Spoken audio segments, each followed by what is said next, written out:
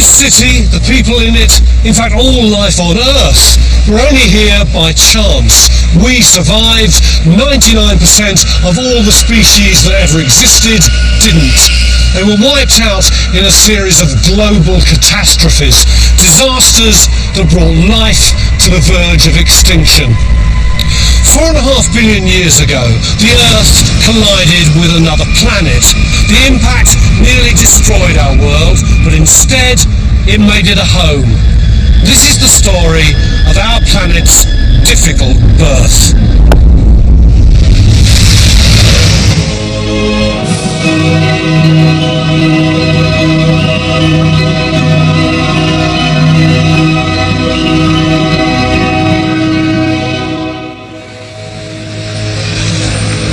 When I look around at all these people, it's hard to believe quite how lucky we are, because we're only all here by chance. Evolution wasn't an orderly progression from single cells to us. It was an imperfect, often violent process, and it's a miracle that we're here at all. In this series, we'll look at the theories about catastrophes that shaped our world and very nearly stopped evolution in its tracks. Like the time the planet was encased in ice for 25 million years, freezing the land and the oceans. Life survived, but only just. When huge volcanic eruptions poisoned the planet's atmosphere and pushed all life to the edge of extinction.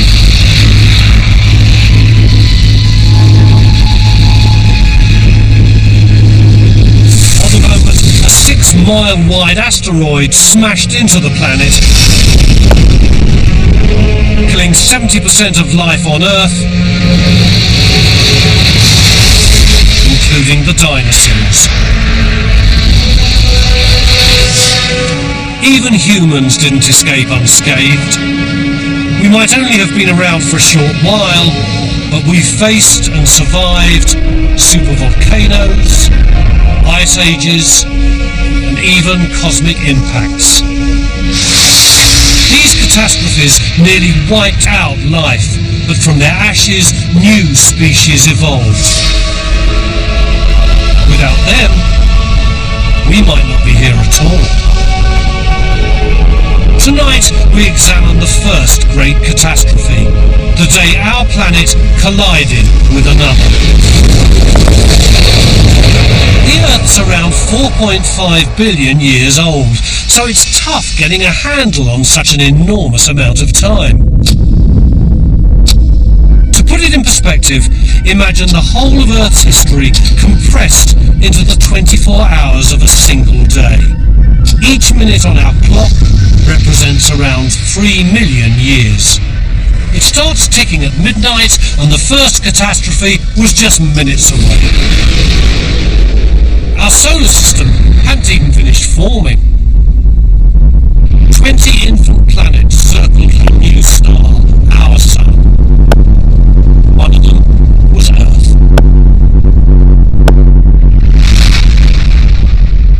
Its surface was a vision of hell, a barren, lifeless place shrouded in toxic volcanic gases. There was no water, no oxygen, and no moon. But this is all about to change. As our clock reaches 9 minutes past 12, that's 4.5 billion years ago, the Earth faces its first and greatest disaster, an impact of biblical proportions.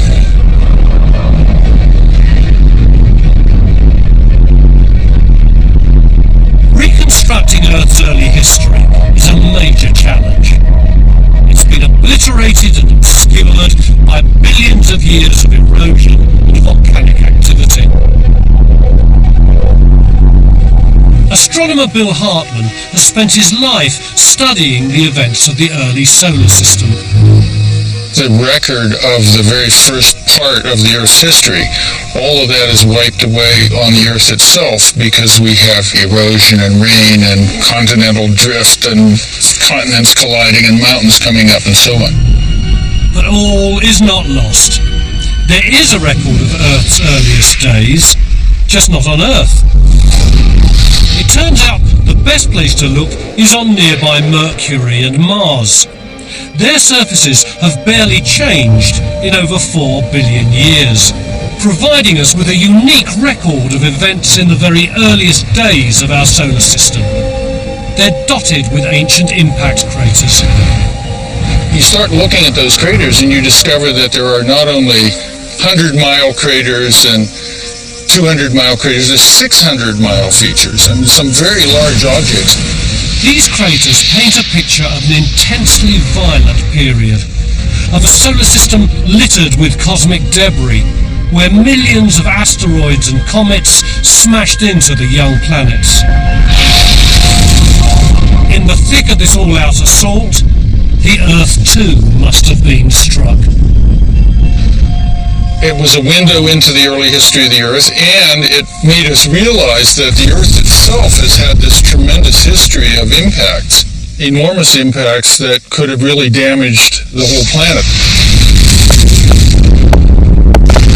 It got people thinking about what would be the effects of giant impacts on the Earth.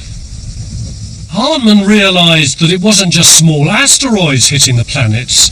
There were much larger objects too. The larger the object, the more dramatic the consequences. So the impact process, it's a wonderful kind of paradox. On the one hand, the small impacts tend to make everything the same, millions and millions of impacts averaged out, but the big impacts give individual personalities to the planets. Take our planet, tilted on its axis at 23 degrees, with a nearby orbiting satellite, the Moon. We used to think that they'd been born together, until Hartmann proposed a radical theory. The Earth had been hit by something the size of another planet, creating that tilt and the Moon. The key to our idea was that as the planets grew, you had the finished planets, but you still had leftover bodies. If one of those crashes into the Earth, just as the Earth has finished forming, that can blow out material from which the Moon could form in orbit around the Earth.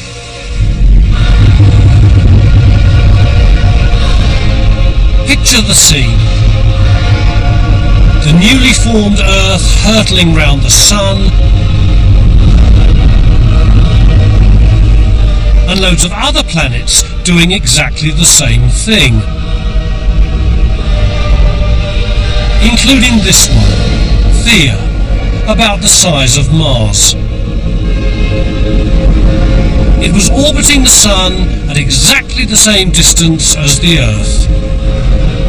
The two planets were on a collision course.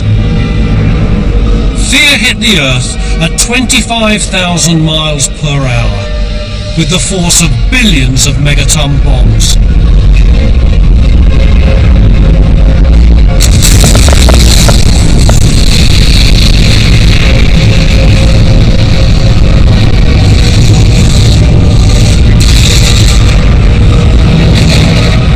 The impact ripped off huge sections of the Earth's crust. Billions of tons of debris blasted into space.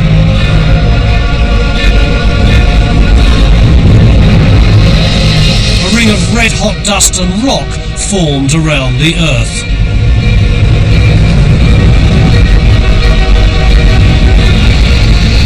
Over the next 100 years, the rocks and dust slowly clumped together into a ball 1/50th the size of Earth.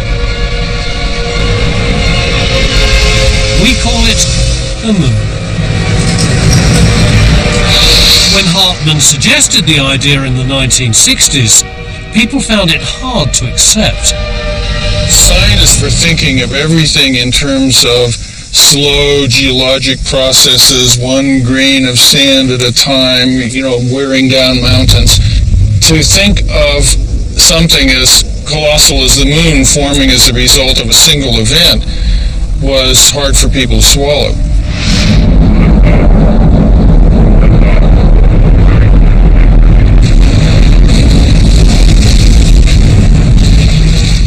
then Hartmann got the first real clue that his theory might be true. The Apollo project. That's one small step for man, one giant leap for mankind. American astronauts made 6 visits to the moon. They explored its surface, drove around its craters, and brought back 840 pounds of moon rock. For the first time, scientists could find out what the moon was actually made of. The lunar samples had a remarkably similar chemistry to the outermost layer of the Earth's crust. To most researchers, it was an interesting discovery, but to Hartmann, it was vital new evidence. So you have crustal rocks, you have rocks on the surface, and a big impact comes in and blows all those crustal rocks away. And that material goes into space and forms the moon. But many scientists were still skeptical. They just couldn't see how a massive impact could create the moon and the Earth as they are today. I actually had people telling me we should exhaust every other theory first because this was such an outlandish idea. It was a chance meeting at a conference with astrophysicist Robin Canup that gave Hartmann the breakthrough he was looking for. She was using computer models to study Saturn's moons.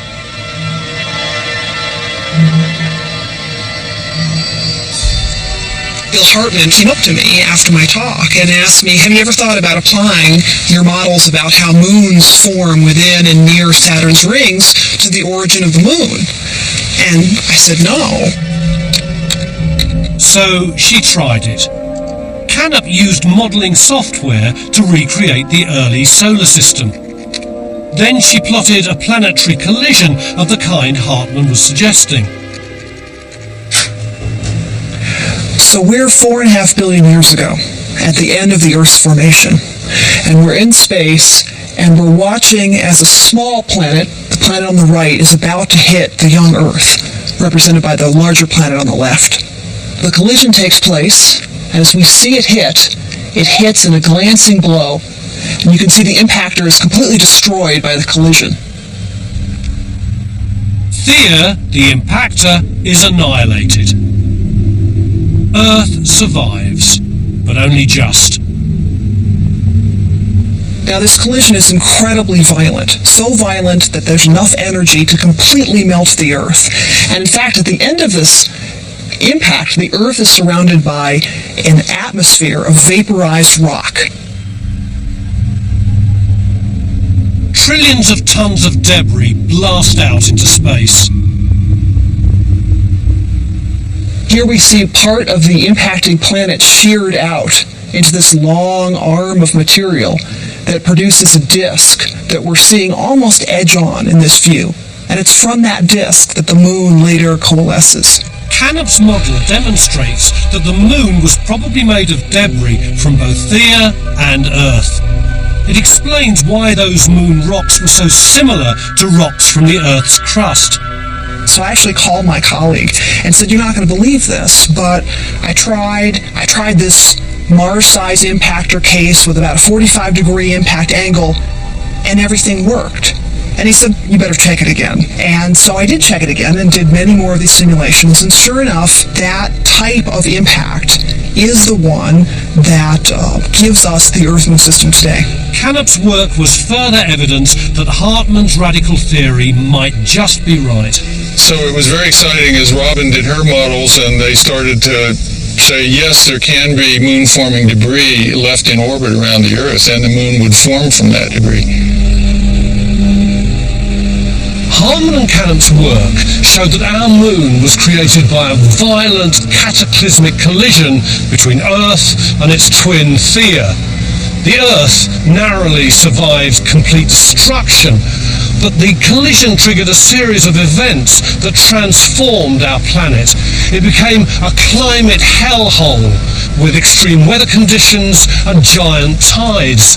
But bizarrely, those deadly conditions created the building blocks for life itself to evolve.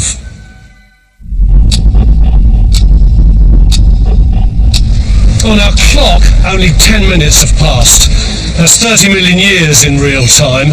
It was the single most important period in the Earth's history, a time of incredible violence that saw the creation of a new Earth and our moon.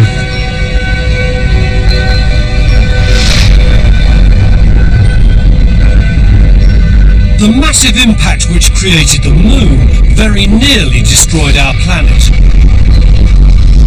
But out of this catastrophe came a new beginning, because the impact set in motion a chain of events that transformed the Earth from a vision of hell to the blue-green oasis we call home. Scientists set out to reconstruct those events, starting with the moments immediately after the impact.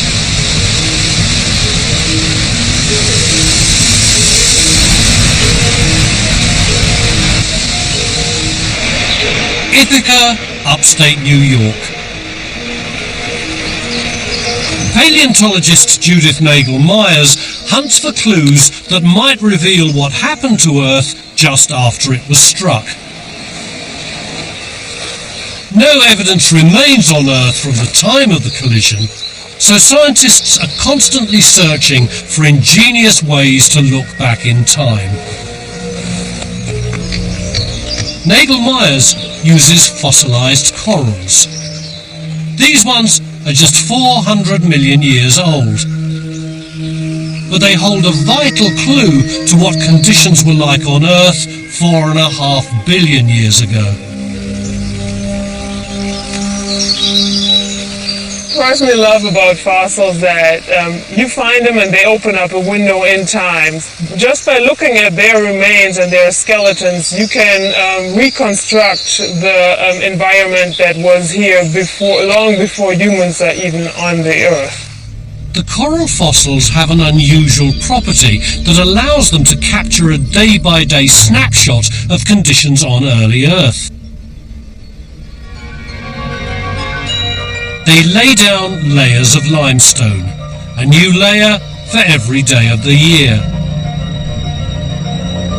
You can see the same process in every reef, including today's coral. If you actually look closely at these modern corals, you can see tiny lines that they built while they're growing. They're kind of similar like growth rings on trees. We know nowadays that one of these lines represent a day. The daily growth layers build up to create a larger annual ring. If you count these daily growth rings, you can actually, in modern corals, count 365 growth lines per year. But the 400 million year old fossilized corals don't have 365 growth lines per year. They have 410. When these corals were alive in the ancient oceans 400 million years ago, the world was very different. A year didn't last 365 days, it lasted 410. But whether you measure it in days or hours, the Earth's orbit around the Sun always takes the same amount of time. A year is always constant. The only explanation for more days in a year has to be that millions of years ago, each day was shorter. That means that back in the day when this animal was actually living in the ocean, that the days had less hours than they have today. 400 million years ago, a day lasted just 21 hours. And if days were shorter, then the Earth must have been spinning faster. Calculate back from 400 million years ago to 4.5 billion years ago, just after the huge collision, and each day would have lasted just 6 hours. And that means the Earth must have been spinning much faster than it does today. It seems the massive impact that created our moon also set the Earth spinning like a top. It was the first step towards the habitable Earth we live on today. But you'd never know it. The rapid rotation unleashed the worst weather the planet has ever seen. It looked as though the collision with Theia had left the Earth an uninhabitable world. At 12 minutes past midnight on our clock, 40 million years after the Earth first formed, frozen comets started smashing in from space. It was a savage bombardment, but it wasn't a disaster. In fact, it was a blessing. The icy comets melted, helping to create the first oceans. But the young Earth was still a violent, hostile place. Its rapid rotation whipped up 500-mile-an-hour hurricanes. Rain and storm-force winds scoured the planet's surface, and the atmosphere was a lethal cocktail of carbon dioxide and acid rain. It seemed that there was no way life could ever have got started. Were it not for one thing. When the moon rose 4 billion years ago, it wasn't the familiar moon we see today. It was 10 times closer to the Earth and dominated the horizon. Its proximity was another consequence of that huge collision, one that led directly to the emergence of life on Earth. Because the moon was so much closer than today, its gravitational pull on the Earth was much stronger. It pulled hard on the Earth's newly formed oceans. The result? Huge tides that ripped across the planet at hundreds of miles an hour. You might think these made it tough for life to get going, but you'd be wrong.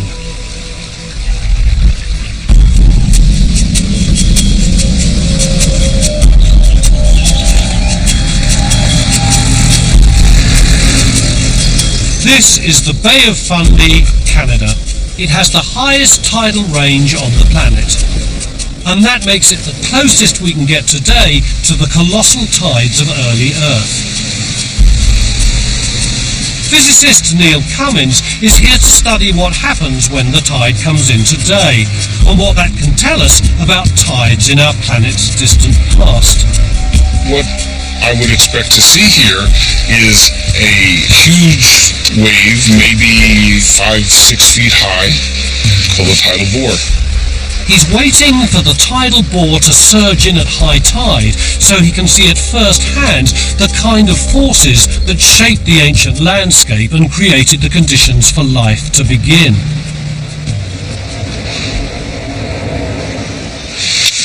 Right up here, actually, in the middle of the channel, you can start to see the tidal bore. You can see the wave curling over. Yep. See white water. It's absolutely fascinating. Sounds like you can actually start to hear it a little bit. You have a feeling that there's an action here that you don't see anywhere else. Should we go and meet it?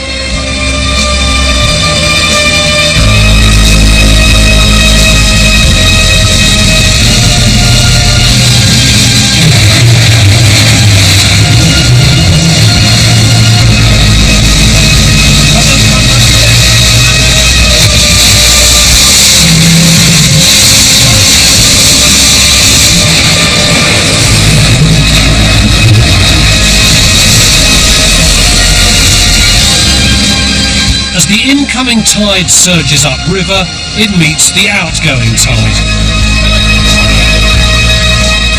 creating one of the world's largest tidal bores. The rushing waters smash into the edge of the bay. They ripped sand, minerals and other material away from the shore and carried them out to sea. Fundy's tidal bore replicates in miniature the tides on the early Earth. The ancient tides would have been at least 1,000 times higher. And a tremendous amount of power in these tides. But nothing compared to what it was. This bore is traveling about 12 kilometers an hour. The ancient tides would have been traveling on the order of 100 to 300 miles an hour. And they would have gone much farther inland, much faster, and would have done much more damage.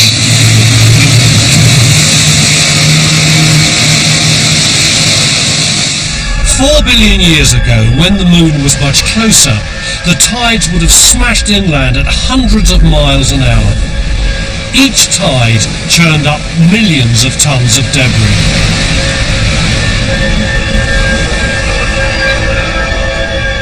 When it retreated, it left a devastated coastline.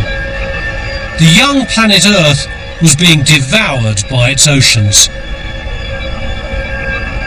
And for us, that was good news. Because what the tides stripped from the land, they gave to the ocean, creating the perfect environment for life to emerge. To get life started, you need a huge amount of minerals in the oceans that are free to mix and interact. The only way that the Earth could have gotten that was from the huge tides that the moon gave when it was much, much closer. The tides ripped minerals and nutrients from the land and mixed them into the oceans, creating a primordial soup. Scientists think that chemical interactions in that soup created the very first amino acids and basic proteins, the building blocks of life. From these ingredients, the first primitive cells would eventually emerge. Life that might never have developed were it not for the tides. Tides created by the moon, a moon born out of catastrophe. A disaster that nearly destroyed the Earth, but without which life might never have evolved. But the Earth was still a brutal place. The planet was spinning wildly. The climate was too chaotic and the seas too brutal for single-celled organisms to evolve. But beneath those churning seas, a vital concoction was brewing. A few simple strings of molecules were assembling, and those molecules would be the precursors of life. 3:20 on our clock of the Earth's history. It's 500 million years since the impact that created the planet and its moon. Thanks to the moon's violent tides, the first building blocks of life have been created deep in the ocean. But the tides are too violent to allow the organisms to evolve.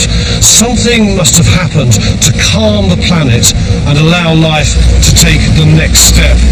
Otherwise, we simply wouldn't be here.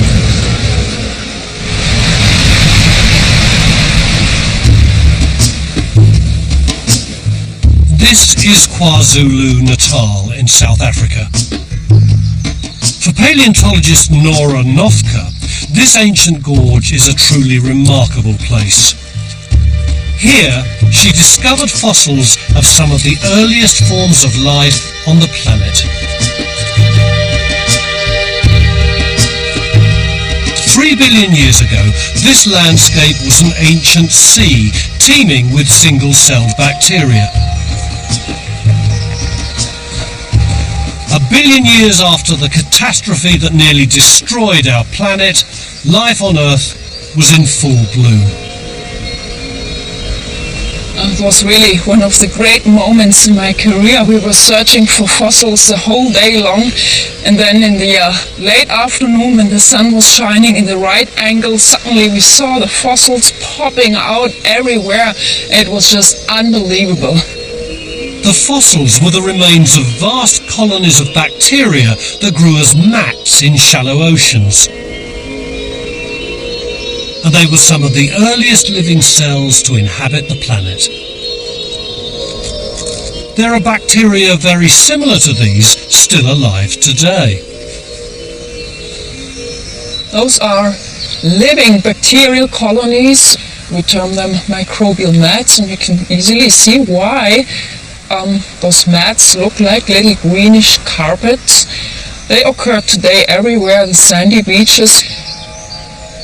The similarities between ancient and modern are striking. You can see the rock surface is greenish colored, just as the living microbial mat as well.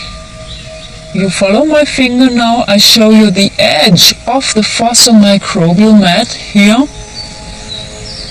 And here you see the sand underneath is such a microbial mat, like this piece here, but it's fossilized and it's 3 billion years old. The rocks all over the gorge reveal an astonishing diversity of ancient microbial communities. Ecosystems of bacteria as complex then as they are today. But the rocks reveal something else. They show not only when cellular life took hold, but how it was able to do so. Because when life emerged, it wasn't in the violent oceans left behind by the collision with Theia. It was in calm, shallow water.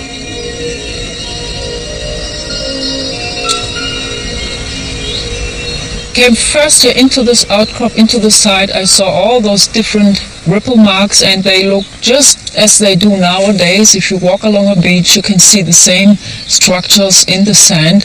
So the preservation of those structures is just outstanding here.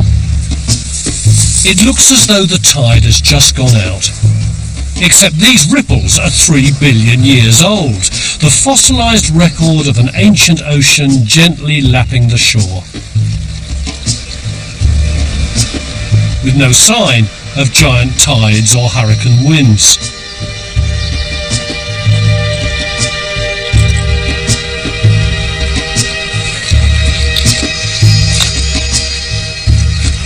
This site shows that at least 3 billion years ago the living conditions were normal. This is a peaceful environment here, so life could evolve. Something had changed the planet's climate, making it hospitable for life. And once again, that something was the moon and its effect on the oceans.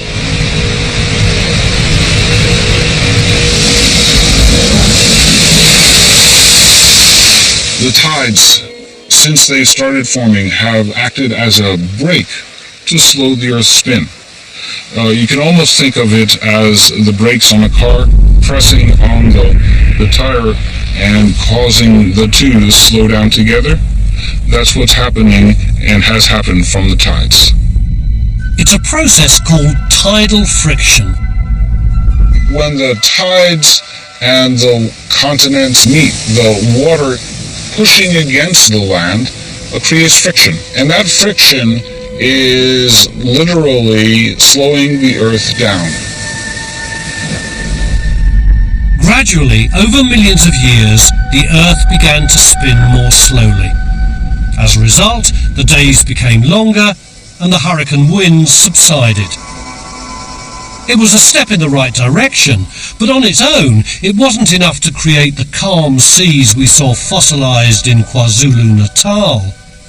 The moon was still close to the Earth, its gravitational pull on the oceans still strong. For the oceans to have calmed to a gentle ripple, something major must have happened. And the answer to what did was discovered in NASA's Apollo program, the final leg of man's mission to the moon.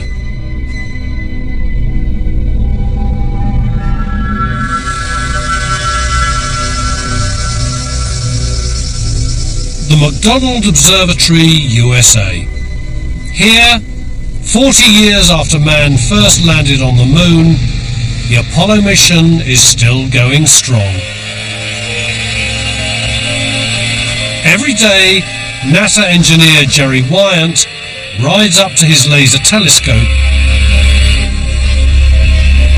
in this remote part of Texas. His mission to measure the moon's distance from Earth.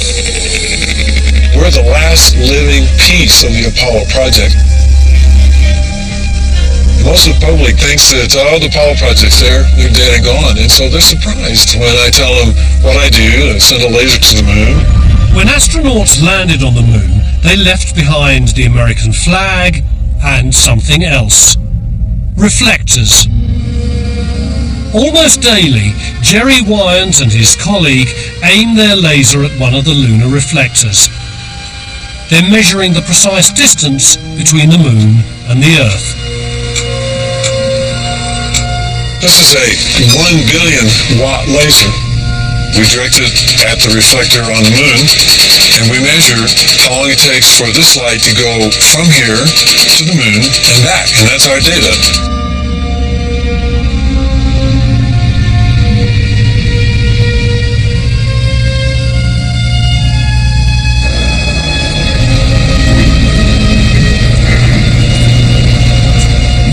The laser measures the time it takes light to bounce back from the moon to a trillionth of a second. But first, they've got to find the reflector. Each panel is about the size of this map right here. So if you think about it, we're trying to hit something this size about 240,000 miles away. It's not easy. They need a clear night, then they need to locate the target.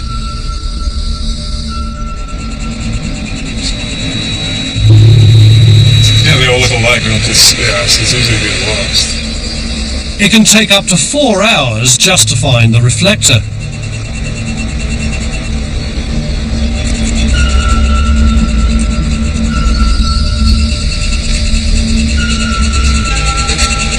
Right there, that would be the reflector on the moon, right there. Tonight, the laser beam takes 2.3967 seconds to travel to the moon and back. When I see the moon in the sky, instead of thinking romantic thoughts, I think, gee, I hope the laser's working okay. It may not be romantic, but it is amazing. Because each year, Wyant's laser beam takes a little longer to bounce back. That means each year the moon's a little further away. One of the reasons that scientists want our data is to confirm their suspicion that the moon really is moving away from the Earth. And they've used our data to report back to us the value of that. In fact, is yes, it really is. The moon is spinning away from us at 3.4 centimeters per year. And it's this that holds the key to understanding why the oceans calmed and life emerged. 3.5 billion years ago, the moon was only 15,000 miles from Earth, resulting in mountainous tides. But bizarrely, these tides were pushing the moon away. They were so huge, they had a gravitational pull of their own, and that began to affect the moon that had created them. The gravity from the water is acting back on the moon, which raised the water up in the first place.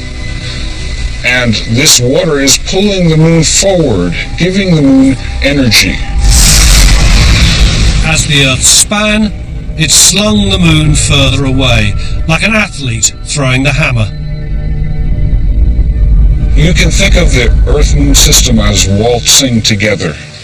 As the moon creates the tides on Earth, the Earth is slowing down, and the tides are causing the moon to gain energy and spiral away.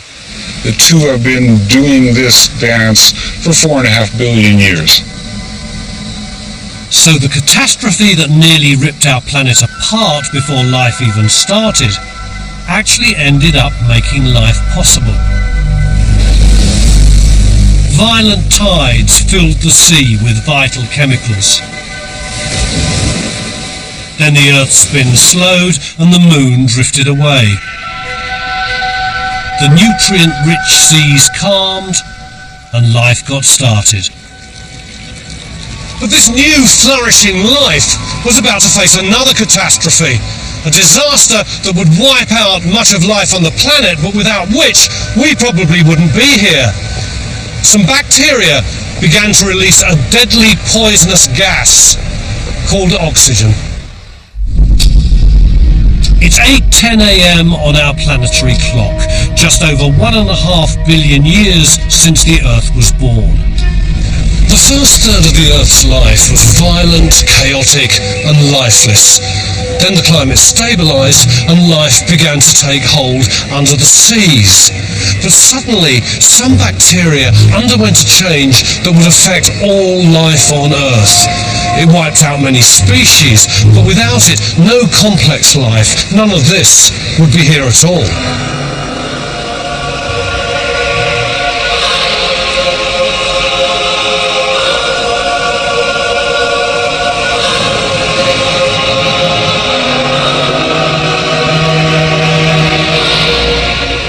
This barren landscape is the high desert in northern Mexico. It's one of the only places in the world where we can get a glimpse of what the Earth might have been like 3 billion years ago.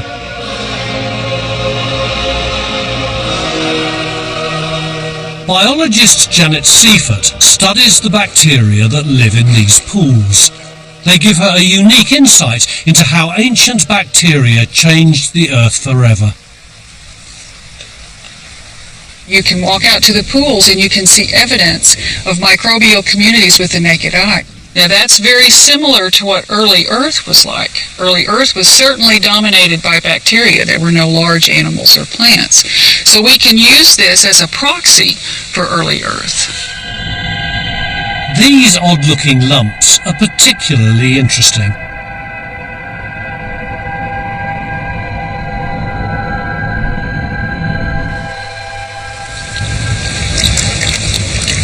So this is actually quite remarkable. I know it doesn't look remarkable. This looks like just a rock found in the bottom of this little river here, but this is actually a complex community of microbial life. These lumps are called stromatolites. They're made of bacteria that deposit limestone, building up to form these mini reefs. It was organisms almost identical to these that populated the early Earth. These fossilised stromatolites in the Flinders Ranges in southern Australia are 3 billion years old. There's virtually no difference between these and the living structures Seifert's studying in Mexico today.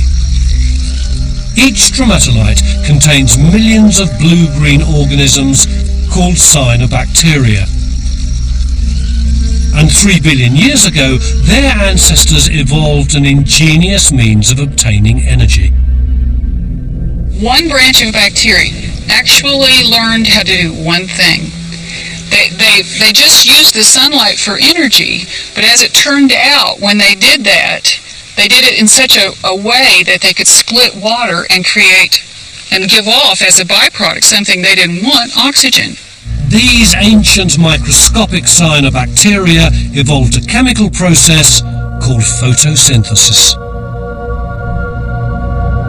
It converts light into chemical energy with oxygen as a byproduct. It was a biological revolution and it changed the planet forever. Cyanobacteria pumped oxygen into the oceans, then the atmosphere. Without cyanobacteria, we could never have evolved. It's thanks to them that we breathe oxygen today. If they hadn't invented photosynthesis around 3 billion years ago, there'd be almost no oxygen in today's atmosphere. Once the cyanobacteria figured out how to produce oxygen as a byproduct, it changed our planet forever. It changed the way biology was going to evolve, and it changed the atmosphere completely. It's a process that continues today. I remember the first time I was swimming around down here, and you could see the small little bubbles accumulating underneath the ledge of the stromatolite. It was quite amazing to think that that process that we were actually visualizing in that way is what's creating the atmosphere today.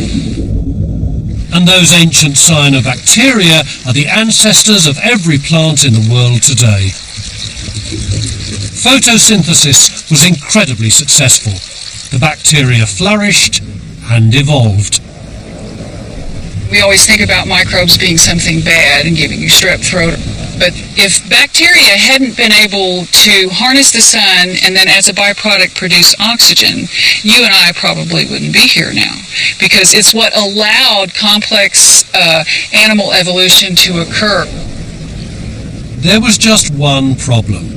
3 billion years ago, oxygen was bad news. When it first happened, that byproduct oxygen was poison to most of the life on the planet. So it was a devastating thing that happened. All of life had to actually acclimate to the fact that there was oxygen in the atmosphere. But a few bacteria did learn how to handle it, and it's those ones that led to things like us.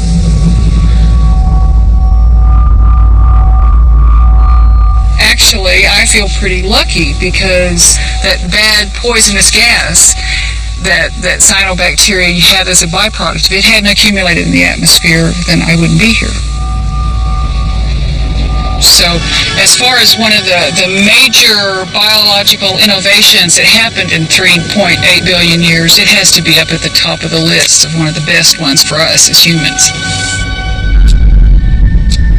By 8:12 in the morning on our clock, the atmosphere had oxygen and the oceans were teeming with bacteria. Evolution, life, had begun, and it all started with a catastrophe. That impact is the only reason life ever evolved. But if it had been even slightly different, there might be no one here at all. If you consider all the different types of impacts that could have happened and have left Earth-Moon systems that weren't nearly as habitable as our own, it's really quite something to think that we got lucky in a sense. And that's the point. We did get lucky, not just with that first impact, but in countless ways over billions of years. What we're realizing now is that catastrophes have played a much larger role in the evolution of life on Earth than anybody believed earlier. You have to realize that we are at the end of this long chain of unique events. Had they played out differently, this guy wouldn't be sitting on this rock here. There's only one conclusion. We're not here because we did something right. We're here because we're lucky. The collision with Thea was just the first of many random rolls of the dice.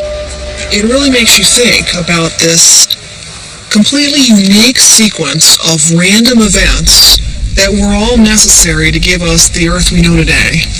And if any one had just been a little different, the whole world around us would be different. We wouldn't even be here. It gives you an appreciation that a catastrophe is always in some respects the beginning.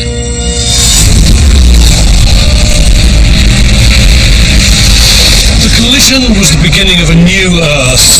It set Earth apart from all the other planets in the known universe and started us off on the long and difficult journey to life as we know it. Without it, this city, the people in it, you, me, we probably wouldn't be here at all.